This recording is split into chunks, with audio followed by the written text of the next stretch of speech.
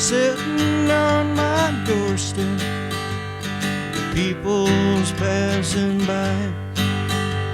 They're coming back from getting wrecked.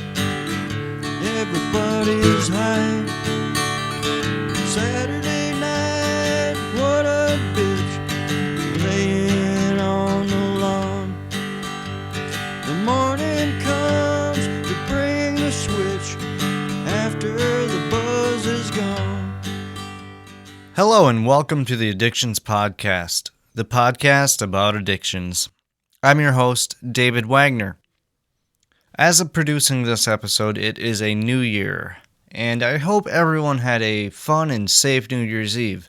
Hopefully 2018 will be a fantastic year for all of us. With the new year, we also have some new changes for the podcast.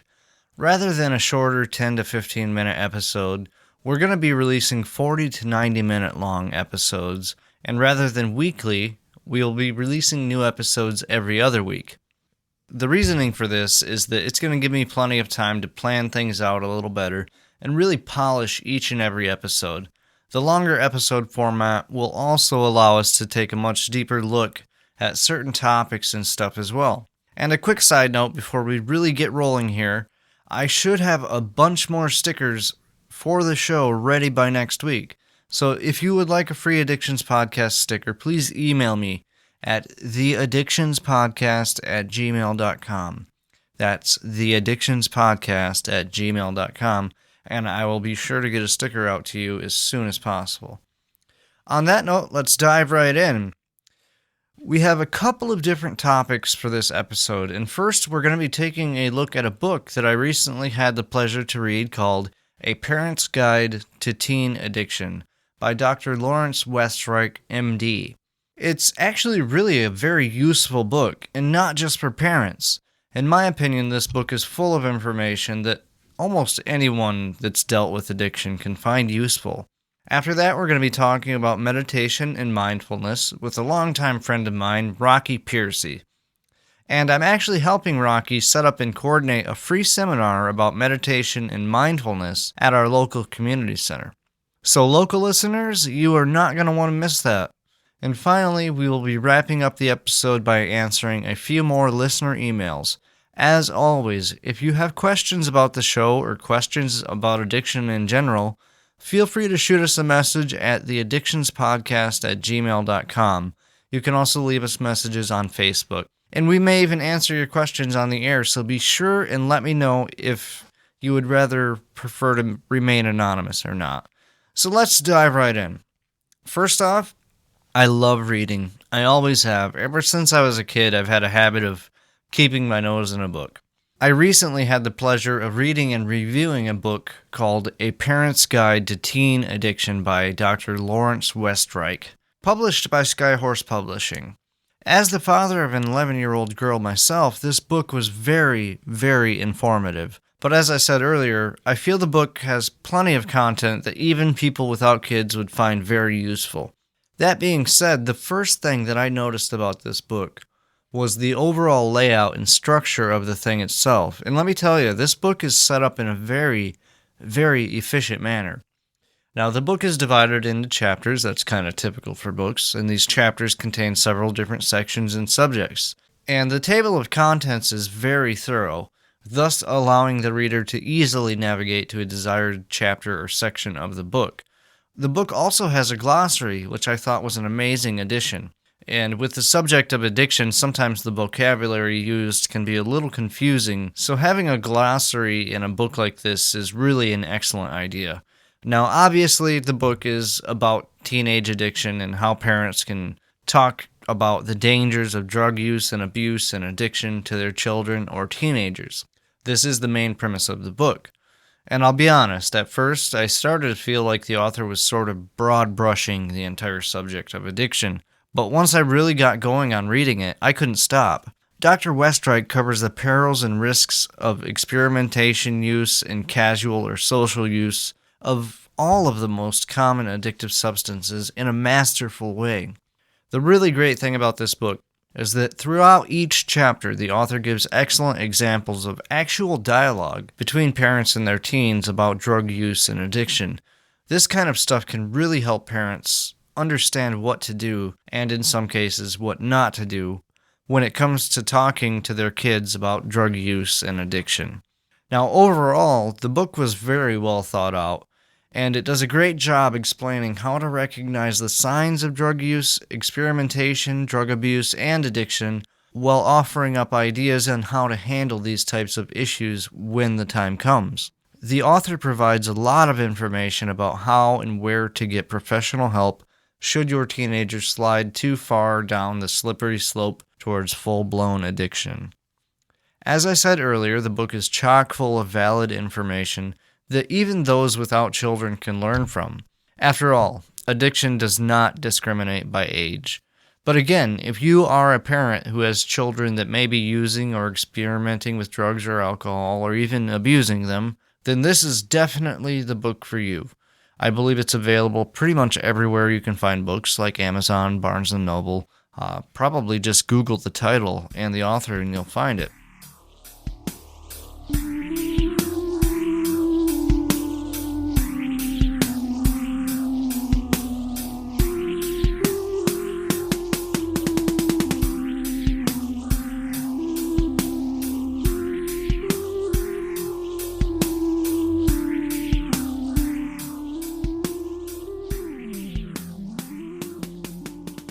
In our next segment, I speak with a longtime friend of mine about an upcoming seminar on meditation and mindfulness that I am helping put together, Rocky Pearcy. Now, Rocky is a pretty intense individual. He's one of those people, that he just seems to be always on. Some of his views may seem a little eccentric or out there, but a lot of what he speaks about is true. Meditation has, in fact, really been helping me make it through the pause or post-acute withdrawal syndrome, which I am still dealing with 11 months after getting clean. I find that 10 to 15 minutes of meditation after I get out of bed really helps keep my mind on track for the coming day. Rocky's views are those of his own and do not necessarily reflect the views or opinions of this podcast. But anyways, together Rocky and I are putting together a free seminar at our local community center about meditation and mindfulness and how these things can improve a person's life.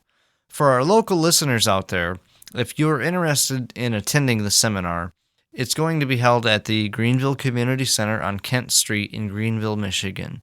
Doors open at 6:30 p.m. Eastern Time, and the seminar starts at 7 p.m. Although the seminar is free, seating is limited, so I urge you to come early and make sure that you can get a good seat. You are not going to want to miss this. Anyways, here is some of the audio from a short conversation that I had with Rocky the other day, explaining a little bit of what we're going to be doing at this seminar.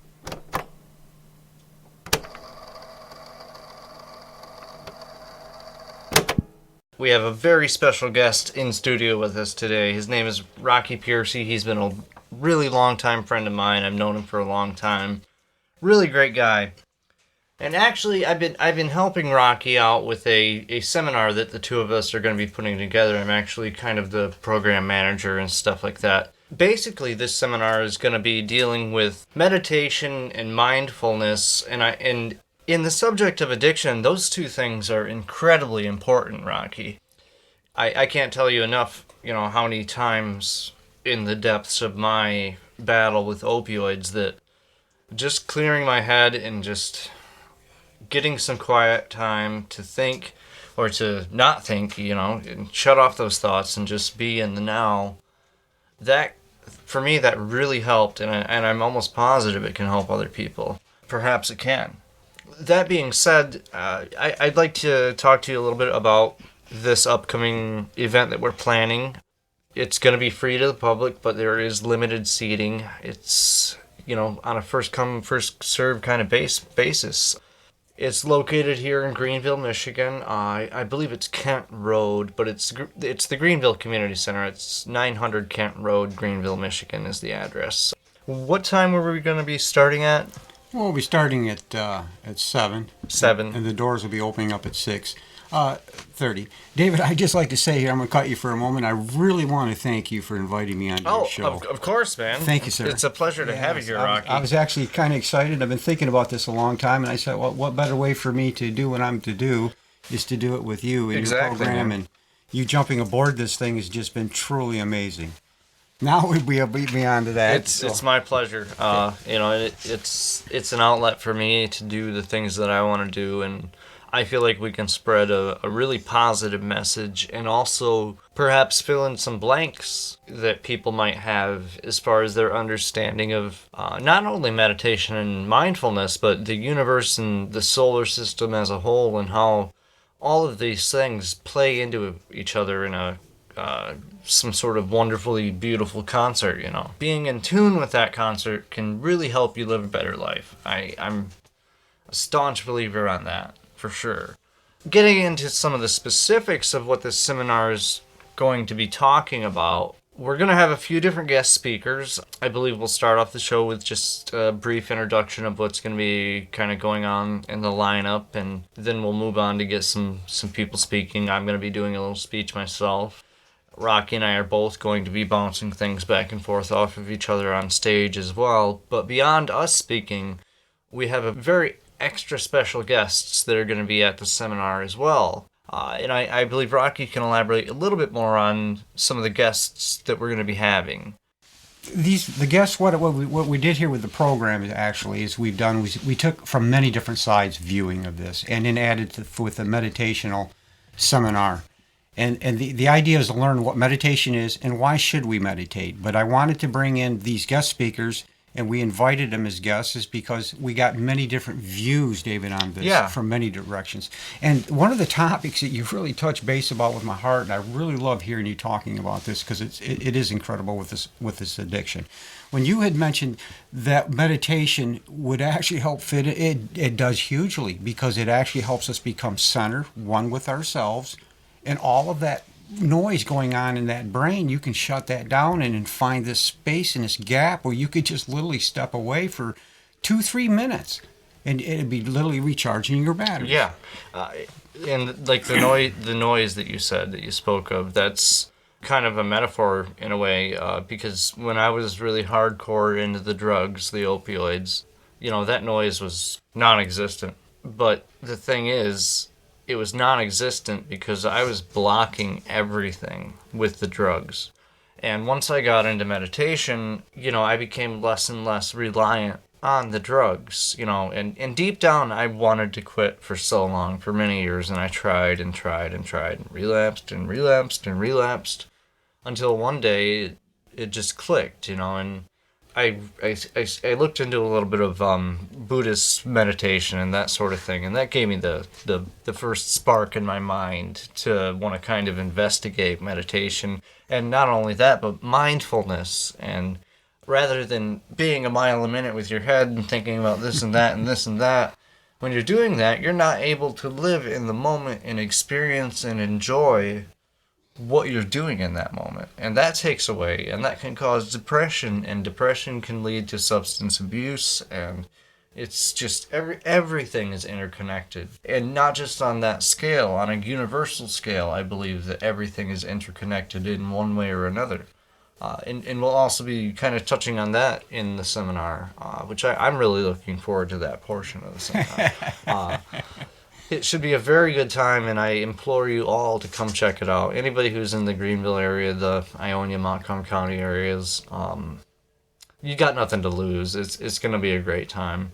Some of the guests we have lined up are from kind of a very diverse group of people. Okay, we have people that have certain beliefs, and we have people that have other beliefs, and our big thing, it's tolerance. I'm not per se a religious person, but I am spiritual in my own ways, and with that, you can call it a personal relationship with God or whatever you want. I wouldn't term it that way myself, but when I stand back and look at it, that's basically exactly what it is.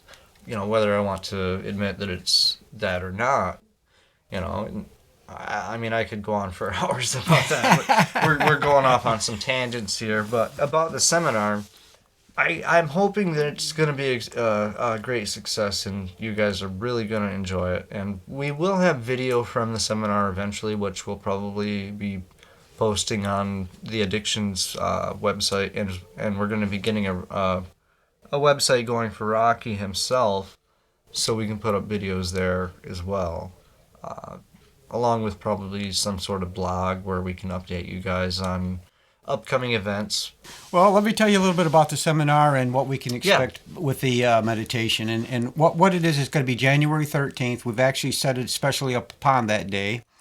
And what we felt was, everyone going through Christmas and the money spending, Dave, the big anxieties and getting there, getting the presents and all the hoopla and all, even and then top you got of New it. Year's Eve. Yeah, the new revolutions that none of us seem to even keep. So this is a chance here to come to the show, and that's why it was set up for the second Saturday at 7, and the doors will open up at 6:30. The first showing will be from 7 until 9, and then we have a special showing afterwards. It'll actually take place, and Dave, that's where it involves you, is because we're going to talk about the universe, our solar system. But what this program is basically all about, number one thing is, and I always say when I do speakings in anything, and if you're coming here to listen to me be a professional speaker, you can forget that, because I'm a guy that loves to have fun. Yeah. And that's what this is all about. And when we touch bases about all these, what I say to you, question everything that I say. Yeah. Question it. And anything you take from this program, you take on your own responsibility. Anything you do physically to yourself, please. You see a medical licensed doctor or whoever it is you're seeing and check and making sure you're doing the right thing. Of course. What we're going to do here is we're going to present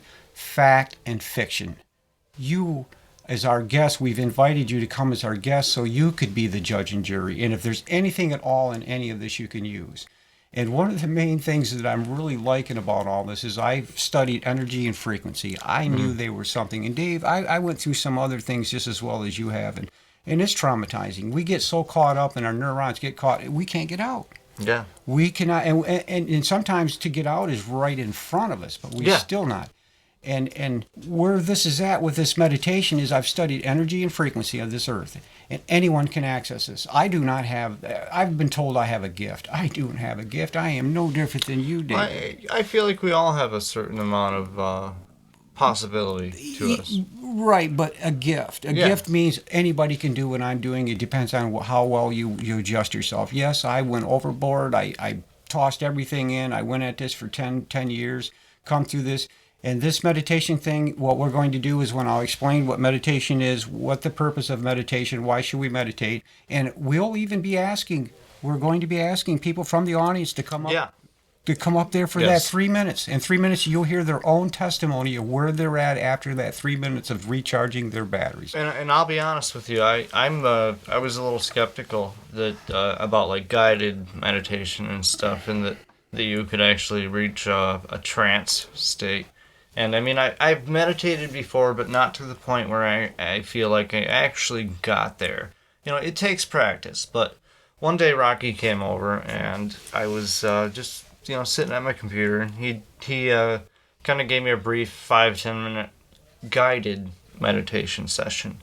And I will tell you what, within 4 or 5 minutes, I was already feeling the thoughts were just floating through. I wasn't focusing on them, and it was relaxing and calming. And after coming out of it, I felt happier. I mean, I felt better. I mean, I'm not saying that you're going to have one session and that you're going to be on cloud 9 every single day of the week. It takes practice, dedication, and, even if it's 5-10 minutes a day, just a little bit here and there, it's going to help you out. And what do you got to lose, It's not like you're spending 3 hours to go across town to go do this. This is something you can do in your own home. It's pretty simple. We can all learn from each other. See, not only can you learn from us, but we can learn from you. And that's really what it's all about when it boils down to it.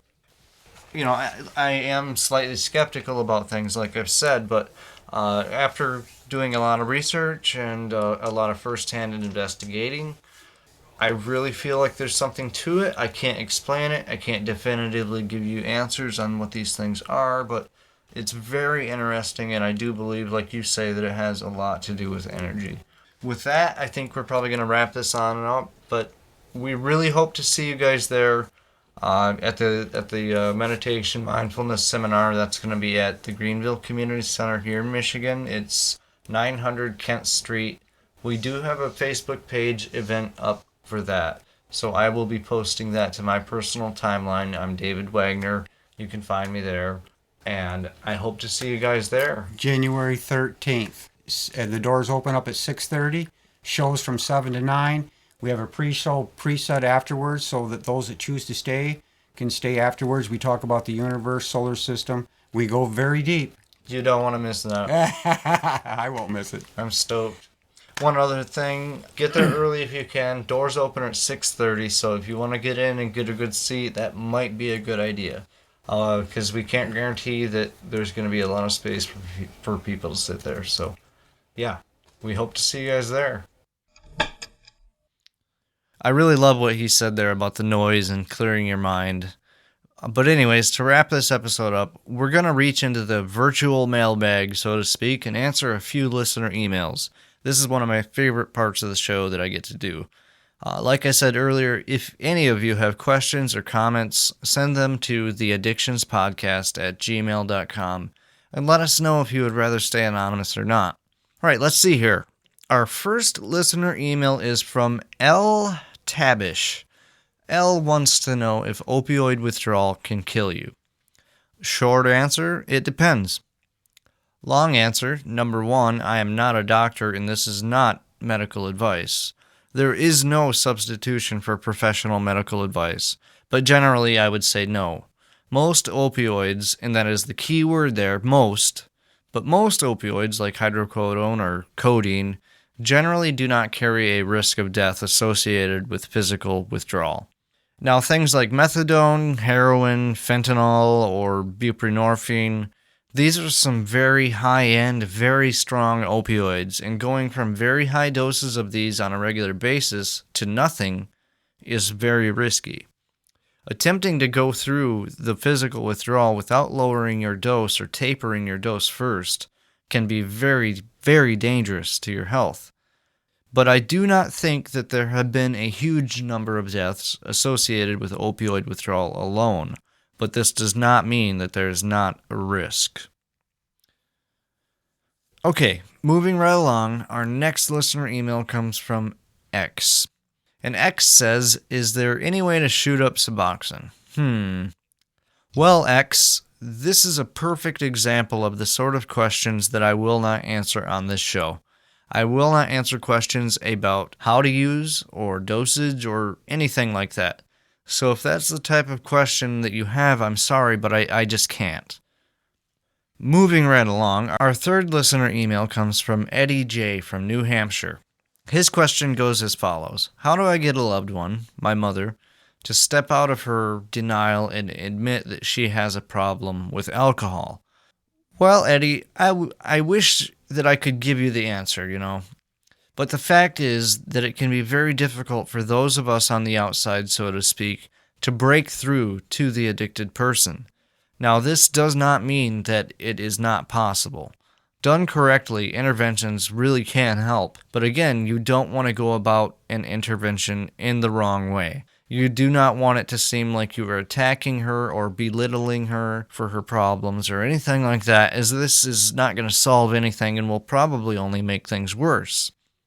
If you have not done so yet, I recommend sitting down alone with your mother and just talking to her, maybe even over having dinner, and simply talk to her about your concerns and worries. And maybe if she sees the way that you feel, this may encourage her to realize that her addiction is a major issue. If that does not work, again, don't get upset, but do not give up. Continue to urge your mother to get the help that she needs, and maybe even bring in some other family or friends to help explain your worries to your mother. Sometimes we, those suffering with addiction, need to hear it from as many people as possible.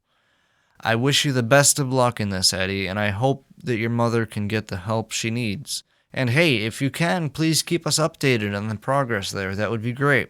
Thank you for writing, Eddie. Our fourth and final email comes from Emmanuel Vasquez, all the way from Australia. Emmanuel writes, "Hello, David. I want to say thank you for putting this podcast together. I have no doubt it is helping people. That being said, I'm hoping you can help me. I do crystal meth about twice a month, sometimes a little more frequently, but the meth I get comes from the same source every time. And I often even test it for purity in my lab, and my tests confirm that my supply is decently clean and pure. But every so often, I run into a chunk in my stash that while the dose would normally hit my sweet spot, it is often amped up way up and seems much stronger than the rest of my meth and causes me to sort of freak out and panic in very severe ways. And again, this is meth from the same batch, so what gives? I am just curious of your thoughts. I mean, this product comes from the same supplier every single time." Okay, Emmanuel. First off, thank you for listening. Now to address your question.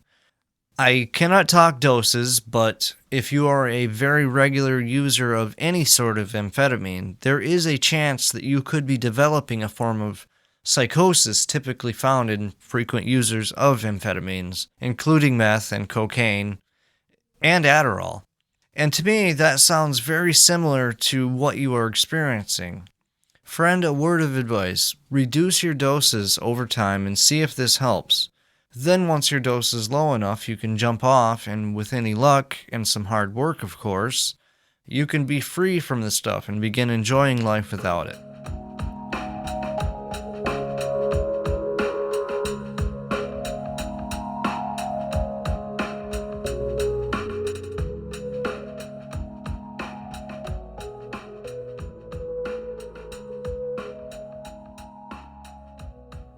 And with that, we're going to go ahead and wrap things up for this episode of the Addictions Podcast, the podcast about addictions. I'm your host, David Wagner, and we will be back January 15th with a brand new episode and some brand new interviews as well. As always, you can listen to any of the past episodes of the show on your favorite podcast app or by visiting our website at www.addictionspodcast.wordpress.com. And be sure to follow us on Facebook. That's facebook.com/addictionspodcast. We post photos and updates and links to new episodes there as well. And if you really love the show and want to help support what we do, visit patreon.com/addictions. That's patreon.com/addictions to learn how you can help us out for as little as $1 a month. All proceeds go right back into making this show better. Plus, those who donate will qualify for some extra content that is only available to those who choose to support us. That being said, the show will always be 100% free to listen to. I want to thank you all for listening, and remember, never quit quitting.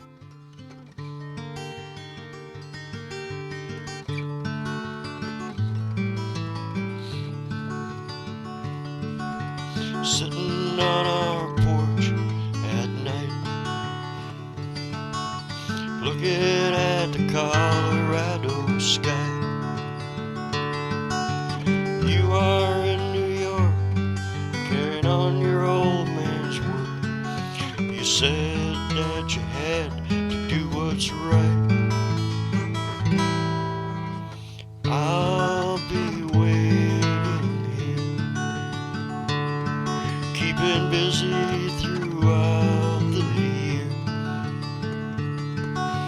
If you're home by summer, or maybe in the fall, you won't hear me complain at all. You are in my every dream. Now I know what lonely means. I guess it's kinda strange, our love's been rearranged. Will it ever be the way it was? I miss you so much. I miss your warmth and your touch. When are you coming back? When will you be home?